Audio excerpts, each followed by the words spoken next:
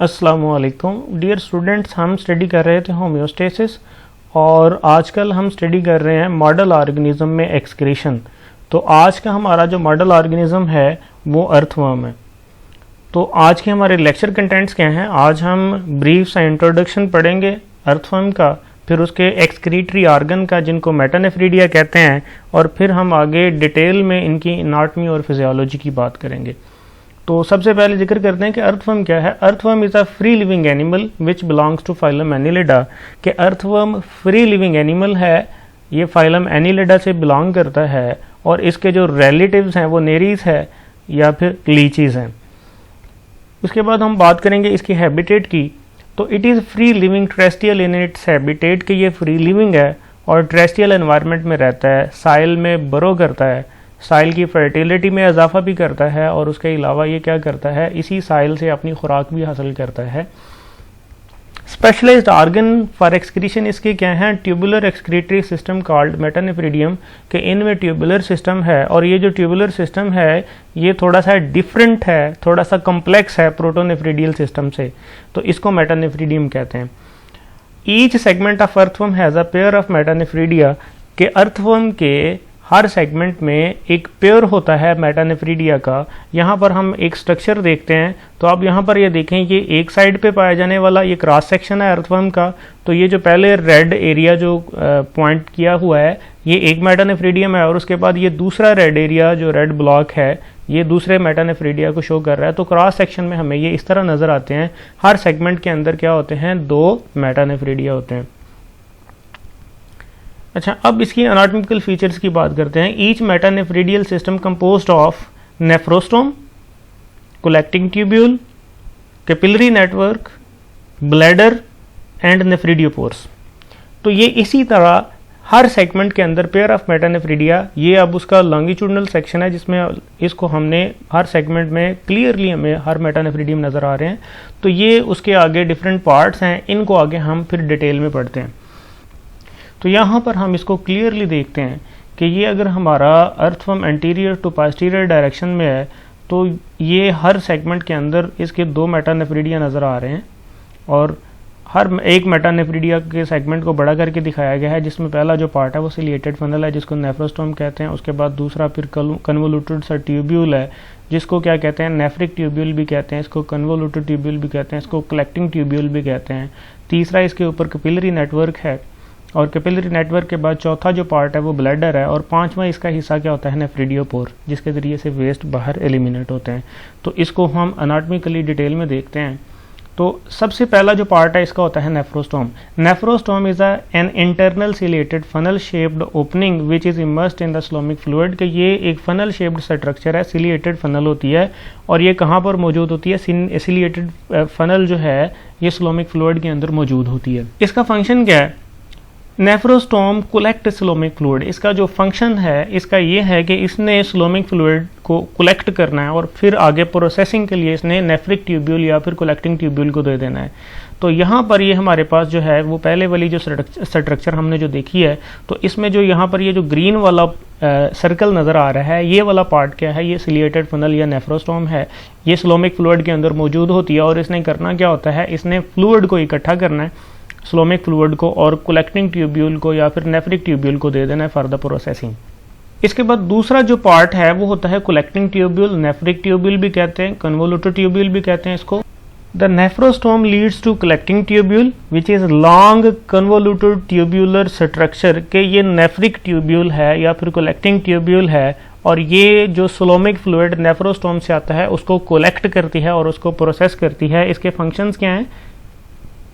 A fluid moves along the tubule epithelium reabsorbs salt from the lumen, कि इसमें जो useful substances हैं lumen absorb कर लेती है, और उसमें रेस्ट ऑफ जो मटेरियल रह जाएगा वो वेस्ट होंगे। तो इसी स्ट्रक्चर में आप देख रहे हैं हमारे पास कलेक्टिंग डक्ट या नेफ्रिक ट्यूब्यूल कहाँ पर है? तो ये यहाँ से शुरू हो रही है और फिर आगे यहाँ पर ये जाकर ख़त्म हो रही है। तीसरा जो पार्ट होता है वो कैपिलरीज हैं। The collecting tubule is involved by a network of capillaries, के नेटवर्क बना होता है कैपिलरीज पर, जो कहाँ पर मौजूद होता है? नेफ्रिक ट्यूब्यूल के ऊपर या फिर कलेक्टिंग ट्यूब्यूल के ऊपर। तो इसका फंक्शन क्या होता है, these collect reabsorbed salt from the epithelial lining of the tubules and return to the blood.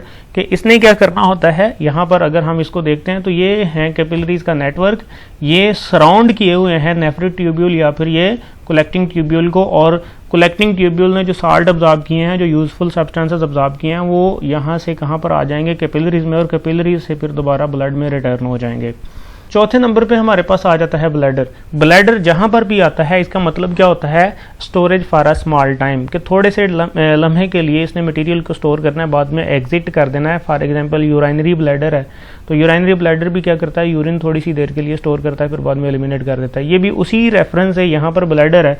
The bladder is the last portion of the metanephridia and collect nitrogenous waste from the tubule, के tubule की processing के बाद tubular structure के सारे जो काम हो चुके हैं, नेफ्रिक ट्यूब्यूल ने जो फाइनल एक्सक्रीटरी प्रोडक्ट बना दिए हैं, उसने किसको भेज देना है, ब्लैडर को। अब ब्लैडर ने क्या करना है, यहाँ पर अगर हम ब्लैडर को देखें तो ब्लैडर ये वाला पार्ट है। ब्लैडर ने क्या करना है, थोड़ी सी देर के लिए इन मटेरियल को स्टोर करना है, और उसके बाद इसने क्या करना है, यहाँ से साल्ट या वाटर थोड़ा बहुत अब्जॉर्ब भी करेगा और बाद में एलिमिनेट कर देगा थ्रू नेफ्रिडियोपोर।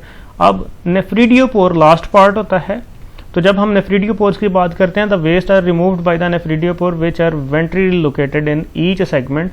तो यहाँ पर अगर हम देखते हैं तो ये नेफ्रिडियोपोर हमें नज़र आ रहा है जो वेंट्रल साइड पे होता है, और इसने करना क्या होता है, ब्लैडर में जो वेस्ट मटेरियल थोड़ी सी देर के लिए स्टोर या इकट्ठे हुए पड़े थे उनको एलिमिनेट कर देना है, और इसी तरह एक्सक्रीशन जो है ना इसमें कंप्लीट हो जाती है।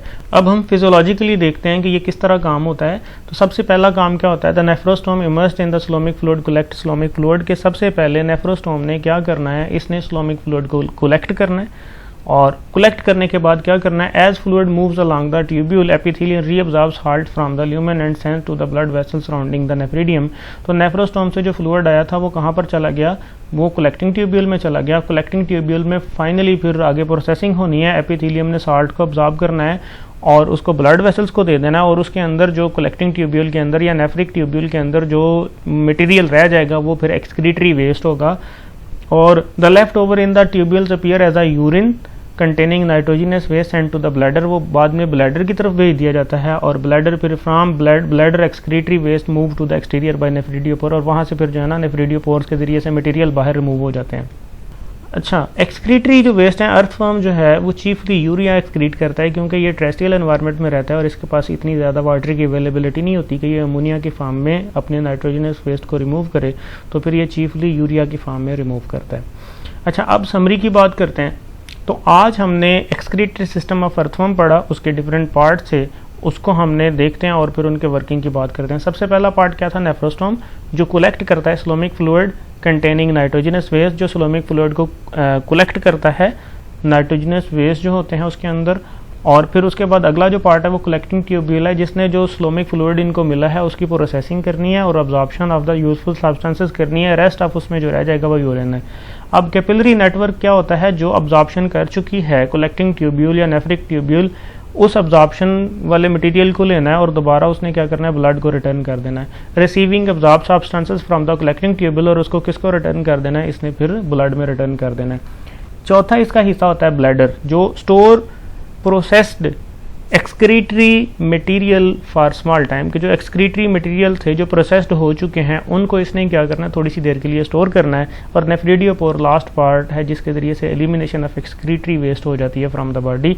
तो ये हमारा आज का लेक्चर था। आज हमने छोटा सा एक टॉपिक था लेकिन इसमें थोड़े से कॉन्सेप्ट थे, इसीलिए इसके मैंने एक एक पार्ट को सेपरेटली बताया। आपके सिलेबस में इतना ज़्यादा नहीं है, लेकिन इसमें आने वाले जो MCQs हैं ये बार बार रिपीट होते हैं, तो इसको आपने लाजमन अच्छी तरह से देख लेना। मैंने एक एक पार्ट को सेपरेटली और डिटेल में बताया हुआ है। तो आज के लिए फिर इतना ही, अल्लाह हाफिज़। इसके बाद इंशाअल्लाह हम जो है वो एक्सक्रीशन इन इंसेक्ट की बात करेंगे या कॉकरोच की बात करेंगे।